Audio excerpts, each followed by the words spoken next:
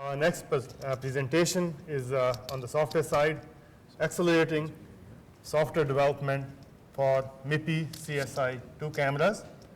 And the presenter is Licinio Sousa from Synopsys. Licinio joined Synopsys in 2009 and is currently a staff technical marketing manager at Synopsys, responsible for designware, MIPI, and mobile storage IP solutions. Mr. Sousa brings more than 14 years of experience in semiconductor, IP, and EDA companies, focusing on software and hardware design. Please welcome Mr. Sousa.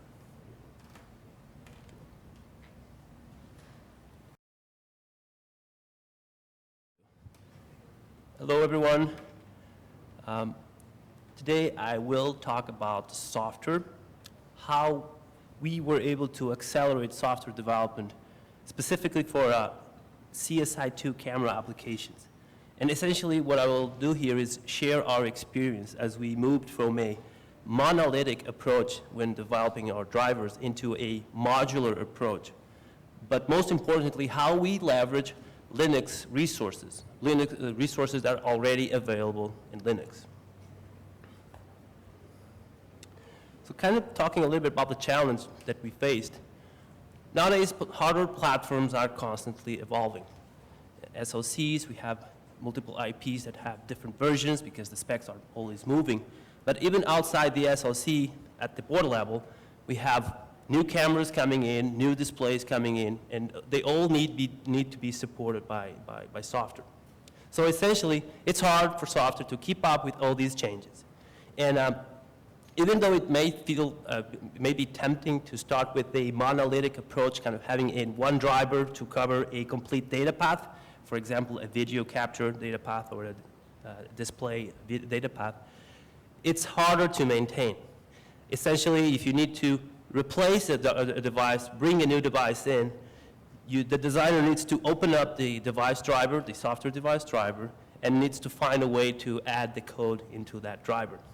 At the same time, by doing that, you will end up with this spaghetti driver code, which, well, we all understand what that means. It's difficult to maintain. The new devices have different requirements. You cannot reuse code. And, well, if you have someone else joining the team, a new software engineer that is supposed to be helping out, it will face a severe learning curve because the driver structure is not very clear. So all these things will impact how fast you can develop software as these hardware platforms change. Kind of give you an example. So this diagram kind of describes a prototyping environment that we have at Synopsys that essentially integrates every single IP that we have for camera and display applications. We have our CSI device and host controllers, the D-PHYs, the I3C master and slave. So all these IPs are integrated in this prototyping environment. We use this environment for testing, for system level testing, but we are also committed in as long as the same way we provide the IP, we also want to provide to our customers a prototyping environment and software drivers so that they can, to make things easier when customers integrate our IP in their designs, kind of reducing the effort of integrating our IP in their designs. So as we maintain this platform, as we keep updating this platform, we have new cameras coming in. We want to support different cameras. We have a new PHY, different version of the PHY. We have new controllers. It's hard for software to keep up with all these changes. So, and using a monolithic approach for this platform, it's a task close to impossible. So what's the solution? The solution that we found is to leverage as much as possible the resources that are already available in Linux to reduce all this design effort. Essentially, the systems with embedded Linux can leverage existing libraries, APIs, and driver frameworks to reduce the effort and accelerate software development. These are the three tools that I will talk about today. So we used Video for Linux API, we used the Media Controller API, and we used the device tree. So I will elaborate a little bit on these topics. So today, yeah, I want to introduce these concepts, and I want to share our experience, how we do it at Synopsys, and then I will close with a few conclusion points. A few concepts. Linux. I'm pretty sure everybody here knows a little bit about Linux, probably a few know more than others, but essentially everybody knows that Linux is free, it's open source, it's huge, 18 million lines of code, and out of curiosity, approximately 5.64 patches are accepted in the mainline kernel every single hour. Quite impressive. More than 1,000 engineers work in each release. And another interesting fact here is that, contrary with what happened at the beginning, when the Linux was created, today, only 18% of these contributions are done by engineers that are hacking for free. Today, we have major tech players pushing, driving Linux.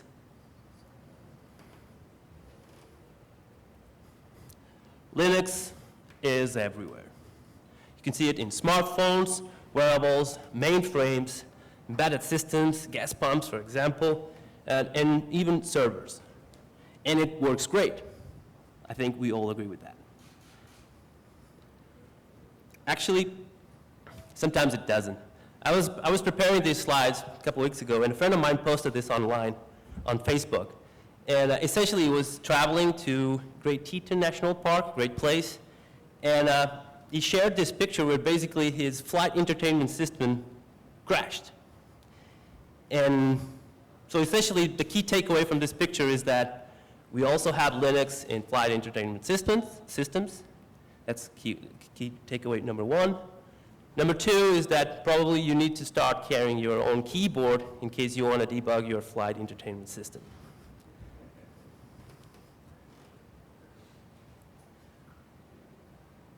A little bit of trivia. When should we celebrate Linux birthday? I was recently reading an interview with Linus Torvalds, I think it's how you pronounce it, the creator of Linux. And he also doesn't know for sure when to celebrate Linux birthday. I did a little bit of digging, and I found 3 pieces of evidence that I want to share here with you. The first one is an email that he sent out to the community in '91, July 13, announcing that he's working on something. He was working on a project, and he needs some help with some POSIX definitions. Second evidence, another email from Torvalds, 91, August 25.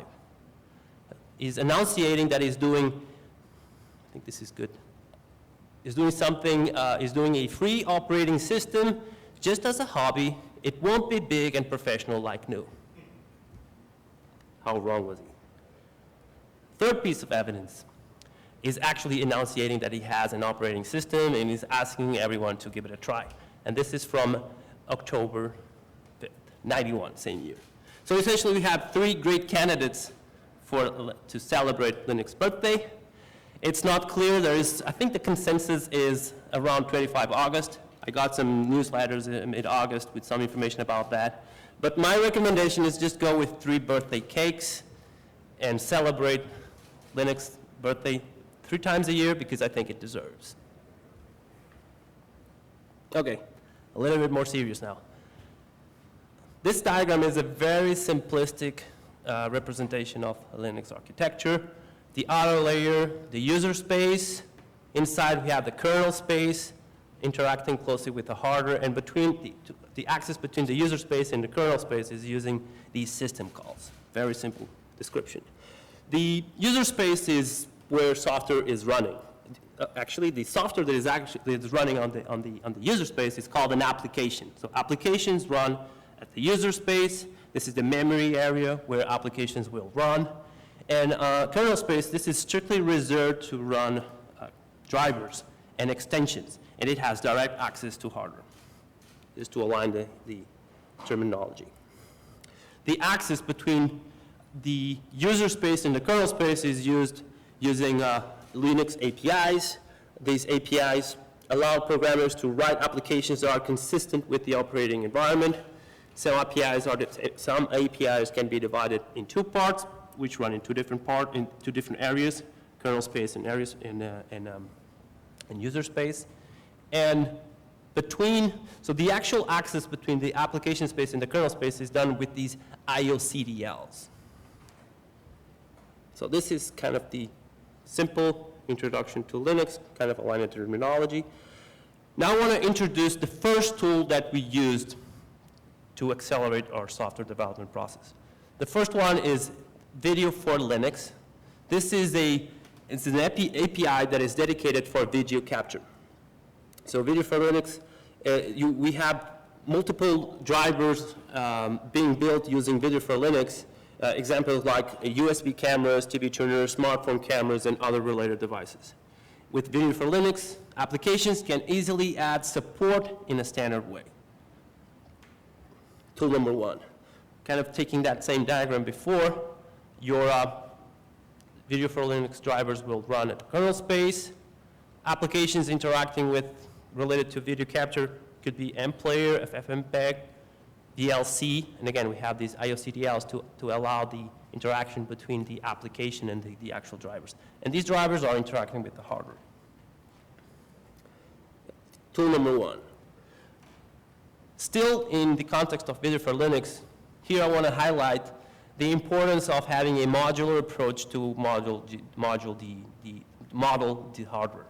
So essentially, the hardware is often made of several integrated circuits that need to interact with each other. And if you do this in a monolithic way, this will lead into very complex drivers. So the idea here is to have the driver reflect the hardware model in software, capturing whatever you have, whatever data path you have at the hardware level, bring that into your driver. And Video for Linux, you have this concept of devices and sub-devices that allows you to do just that. Video for Linux, modular approach. Third tool, Media Controller API. So this API is used at the same level, at the same time you're using the Video for Linux API to develop your driver, you're also bringing Media Controller API to define the relationship between these devices and sub-devices. I will explain that in a while, but essentially it brings this concept of paths. Hardware folks understand these concepts. Essentially, each device will have paths that can be either sink or source. As you connect these paths together, it will establish a relationship between these sub-devices up to the actual device. This diagram kind of shows it a little bit better. So this is the modularity, and using Media Controller API, we bring these paths. We can have multiple sources, multiple sinks, and it will establish a relationship between these sub-devices. The result will be a hardware pipeline. So by this example case shows you multiple sub-devices chained together using these paths, which will all lead into this video device, which is the actual device. And this is the device that will ultimately be available to the user space under /dev video.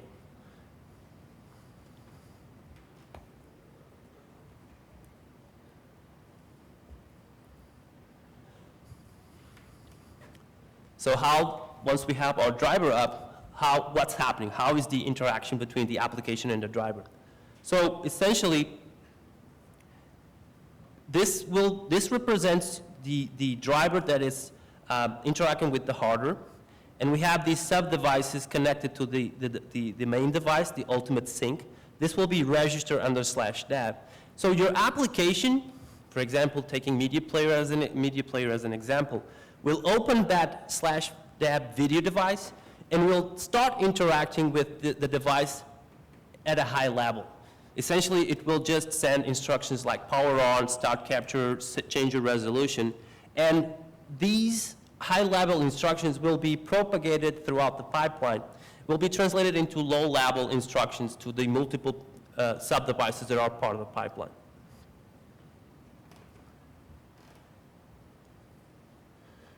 So talked about Video for Linux, talked about Media Controller.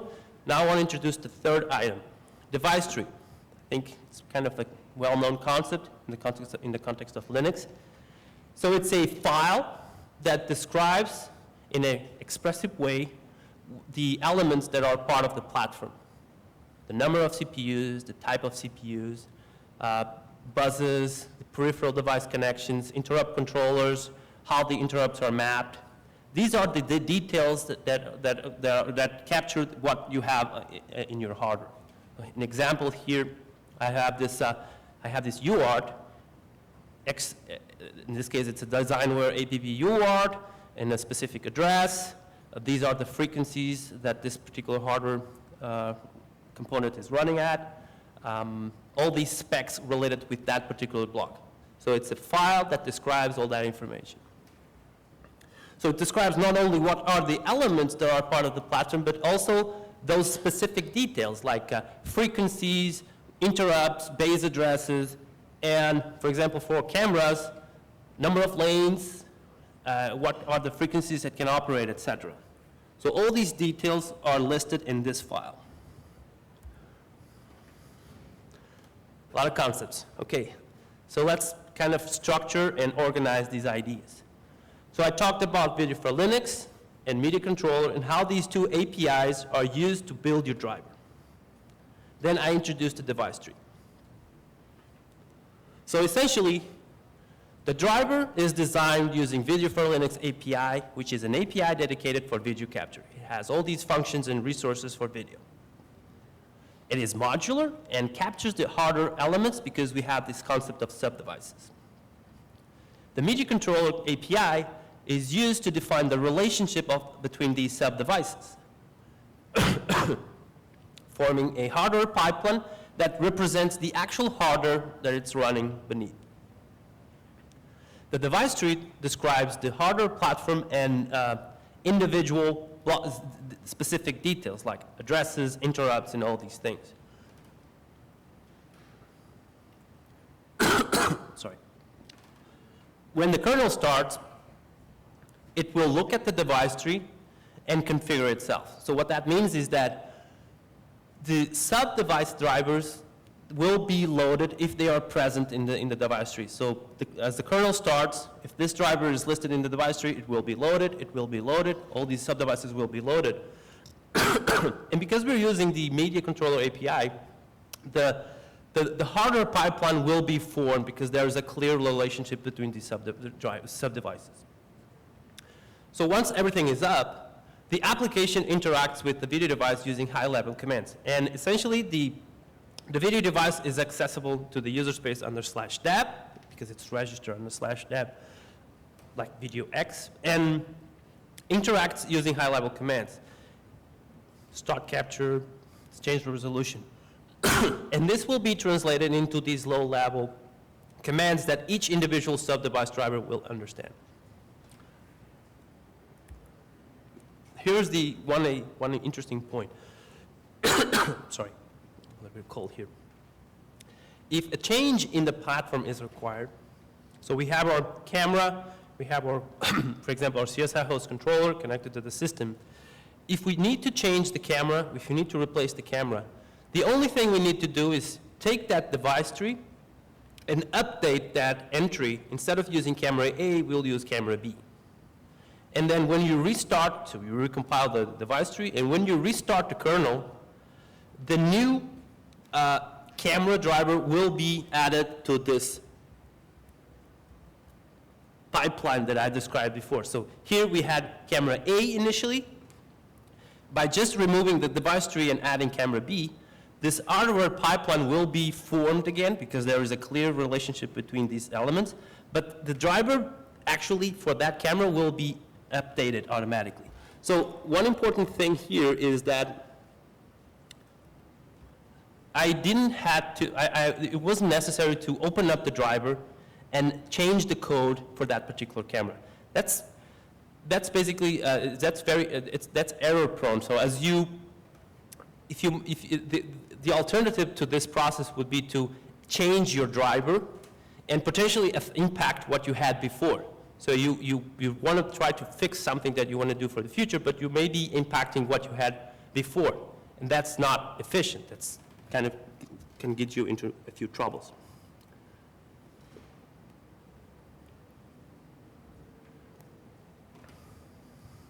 So our experience, how did we use these concepts on our side? So what I have here is an example of a CSI-2 platform, hardware platform that we have. And essentially, we have a camera connected, and then we have connected to this setup represented with this hardware. And the block diagrams are relatively simple in the sense that we have the DPHY as part of this platform connected to a CSI host. And then we have a DMA engine that is pushing the data through AXI to the system memory. So the driver for this pipeline is the camera, the CSI host, which is using a local API to configure the PHY, and this will this will be the video device. So these are sub-devices, and this will be the video device itself, which also uses DMA to push the data into memory. So this diagram kind of represents the hardware pipeline that was coded using the approach that I described before. This is the device tree for this platform. So we have entries for which camera we're using, the video DMA that we have here, which PHY we're using, which CSI controller we are using. So the process that I described before, so as the kernel starts, it will look at the device tree, it will load the appropriate drivers for the PHY, for the camera, for the controller, and it will form that hardware pipeline, which will be registered under the /deb, made available to the user space, and then your application can start interacting with this pipeline using high-level commands, which will be translated into these low-level driver commands, which is great. Now, if I need to change my camera quickly, replacing this camera, the only thing I need to do is, I don't need to change my driver at all. It's kind of the point here. I don't need to change my driver. I just need to open up my device tree and specify that I'm using a different camera, camera B, for example. And then as I restart the kernel, that new driver for that particular camera will be added to that pipeline, and everything else will be exactly the same. So no changes at the driver level. This is very useful, for example, if you're going to the lab and you want to try a new camera, or you want to try a new PHY, which is, by the way, this daughter board here. We can plug this PHY in this platform. So if you're trying one of these elements, if one of these elements is new, and you're going to the lab, and you want to see some traffic going on, and if it doesn't work, well, you can always have that safe step back where you just change your device tree and change for the previous camera or for the previous PHY, and you will have a well-known state where everything is working. And from there on, you can narrow down your debug into that block that it's not working. You're not impacting what was done before, and allows you to accelerate that process.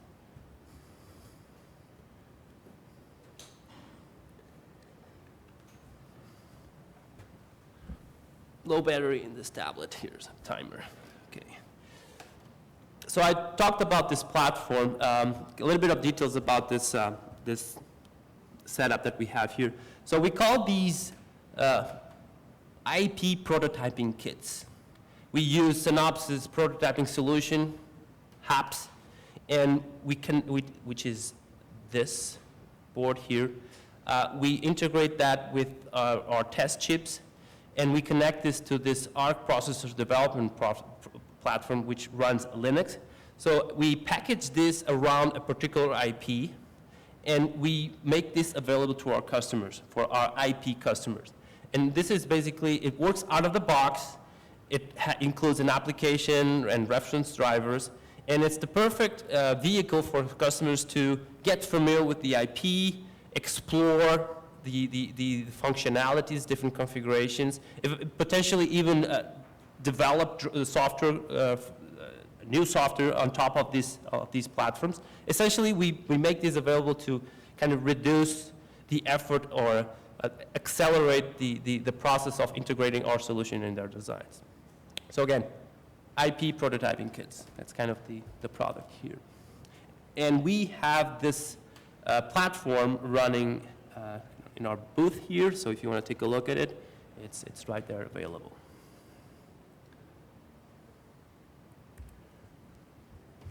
So to summarize, we were able to accelerate software development for our CSI-2 applications by leveraging kernel tools. And essentially what this allows us to do is to have an application that interacts with the driver only using high-level commands. No need to use specific commands for each element, so there is abstraction at the driver level and at the application level. Only the sub-device drivers manage that particular hardware component they are responsible for. The same kernel can be used for different hardware platforms. So I showed you that camera, PHY, controller, DMA, memory system. If that's the common platform. If we change some of these pieces, the same kernel will still work because you just need to change the device tree. So you don't need to open up your code and potentially introduce errors.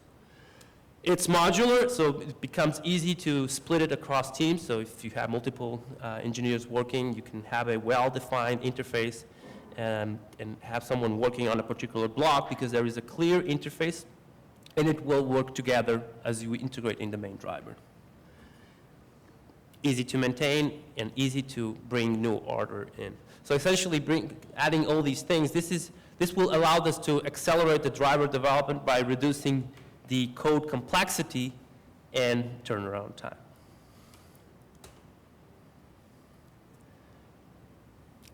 So if you want more information about our MIPI portfolio, please visit synopsys.com/MIPI, and thank you very much.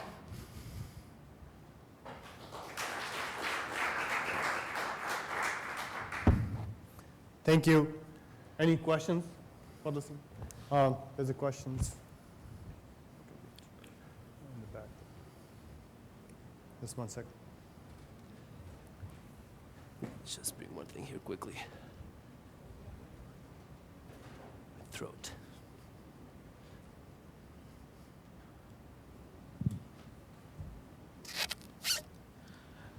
Have you submitted the CSI driver to the mainline? Any chance? CSI and DeFi driver to mainline? Would you Sorry. repeat the question, please? So the question is if we submitted the CSI-2 drivers into the mainline kernel. Yes, CSI and the DeFi. I'm assuming there are two And the different DeFi. drivers, right? Yeah, for so the two, kind of, there's some abstraction there. Okay. So for CSI-2 specifically, so we do that. For multiple IPs, we have that concept of building these drivers and submitting these into the mainline kernel. For CSI-2 specifically, I need to get back to you on that one. If it's already done or if it will be done in time soon. So typically SoC vendors who partner with you, do they keep this information open that it's your IP or is that kept hidden from the end customer? Can you please repeat the question? I was not Yeah, able to. the question is when SoC vendors use your IP, at least I as a customer, I'm not aware whether it's a Synopsys IP or somebody else's IP. So then is that made available or is it intentionally kept hidden? So as our customers integrate our IP, they can reuse part of this pipeline. So essentially, as I described, this pipeline has a subdriver for camera, subdriver for the CSI host, and then for the DMA, and that's kind of around the platform that we're using. But the customer can actually extract the sub-device driver for the CSI host and reuse it as is. If they have a similar approach, if they're using also media controller and the Video for Linux API, they can just take that specific sub-device driver, integrate it on their side, and then at the device tree level, they also extract the device tree entry for that particular controller, and they can reuse it on their side as well. The reason I ask is because the media controller API has been out for a while, but not much adoption from SOC perspective. So if you have already done this work and if you submit it to mainline, maybe parts of it will get used better in the longer run. Okay, point taken, yeah. Good observation. Thank you. Any other question for Licinio? While we are getting it, I have one quick one for you. I think earlier this year, MIPI announced something called DISCO, Discovery and Configuration Software Framework. I don't know if you get a chance to look at it or not, and if you do you know how that would relate to this one, when and if that becomes a standard? Well, at this point, I cannot elaborate on that particular topic, but it's good input. Okay, thanks. This one. One question. Could you talk about how finally you subdivided your sub-devices, say, under the camera? Like auto exposure, autofocus, white balance, pieces like that. How much did you subdivide, say, the camera driver? Sorry, can you repeat the? Could you talk about making sub-devices, say, under the camera driver? Could you talk about how much you divided that? Say, is like auto exposure, autofocus, white balance, or how much did you subdivide the camera driver? Well, I guess that's a good question. If you don't mind taking that offline, I think we can have that discussion. Okay. Any other question?